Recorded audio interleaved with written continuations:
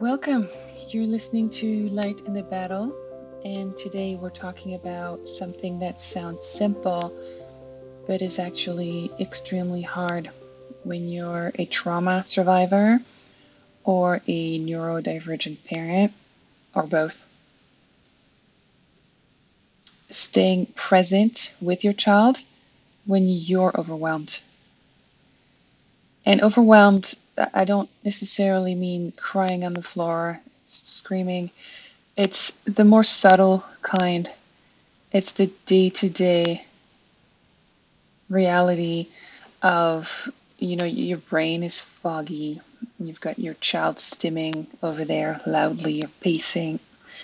You're over here trying to finish something, and your whole body feels like it's vibrating. You're completely overstimulated and dissociating at the same time, and that's just great. So if that's you, you're in the right place. I see you. The truth is that presence looks different when you've lived trauma or are autistic or both. A lot of parenting advice assumes that your nervous system works like a calm, blank slate. Ours doesn't. For trauma survivors, presence can feel unsafe, precisely because slowing down means your body has time to feel the things you've tried to outrun.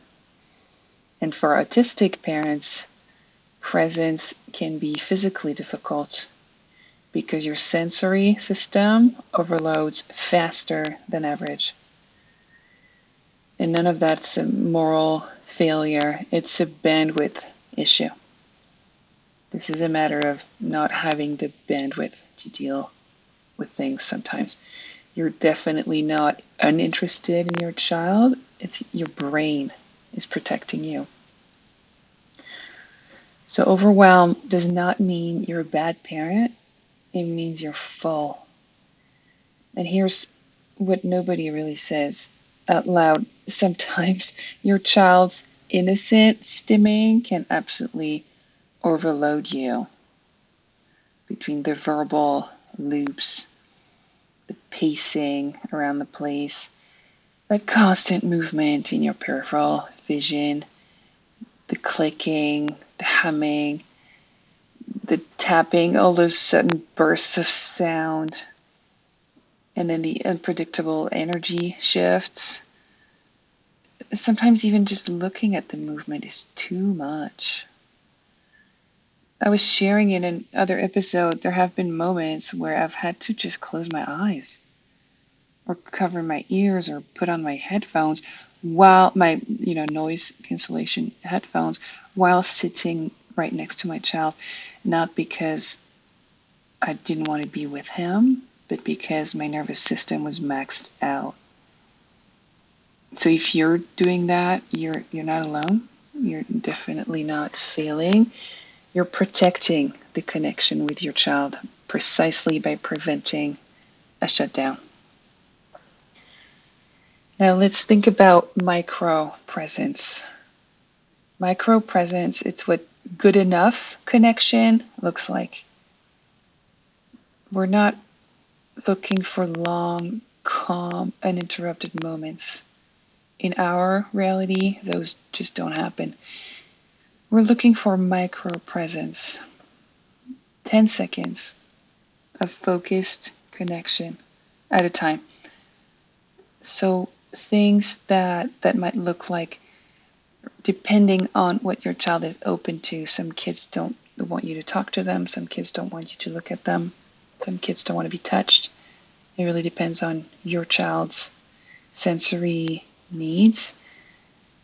But you could try one soft sentence. I'm here, baby. I'm here with you. Or one look in their direction. Them knowing that you're looking at them. It could be a gentle hand gesture, a little pat, there. Or just sitting in the same room, what some specialists call parallel play.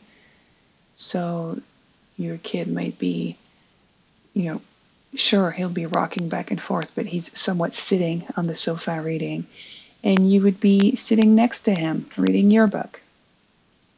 So the two of you are actually connecting by parallel playing, parallel doing something.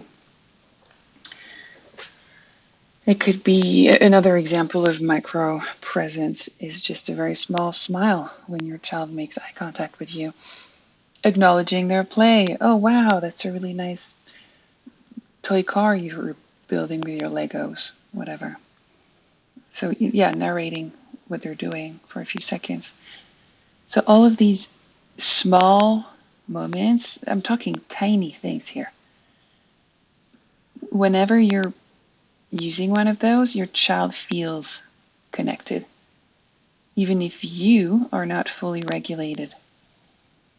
Because you don't need to feel present to be present.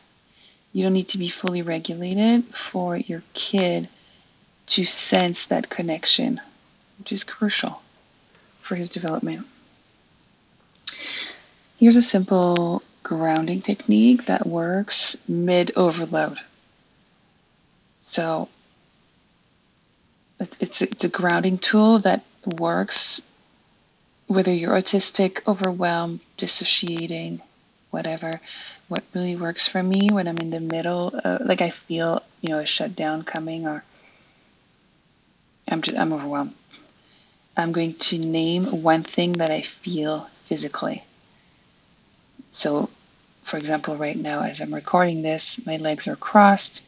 I have one foot on the floor. I can feel my foot on the floor. I can feel the floor pressing back against the sole of my foot, and I'm going to focus on that for a little bit. Or you're going to want to name one thing you hear. It could be the fan in the oven in the kitchen. It could be a dog barking out in the street. Look for one thing that you can hear.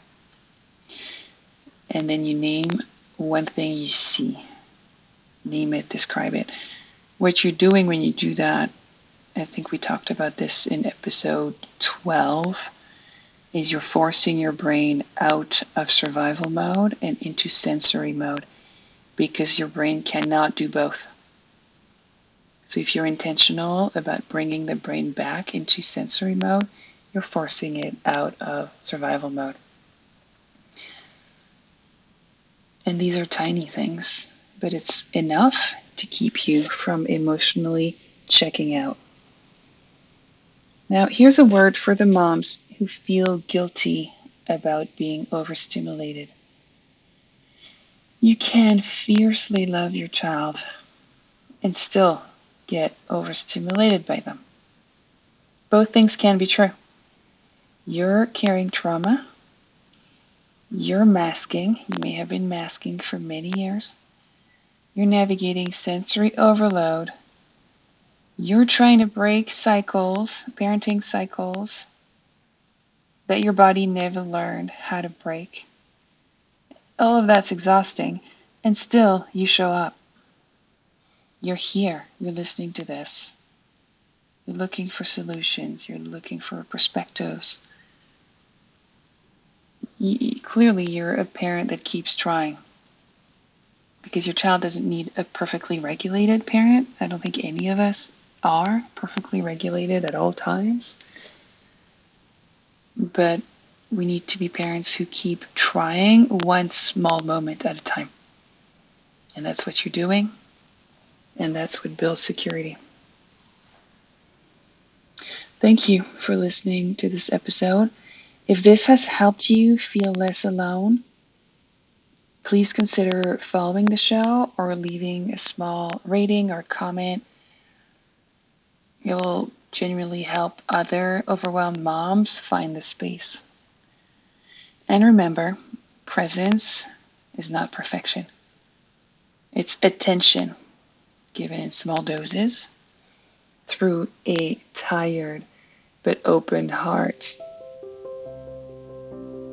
You're doing the best you can. Take it one day at a time. Thank you for being here. We'll see you next time.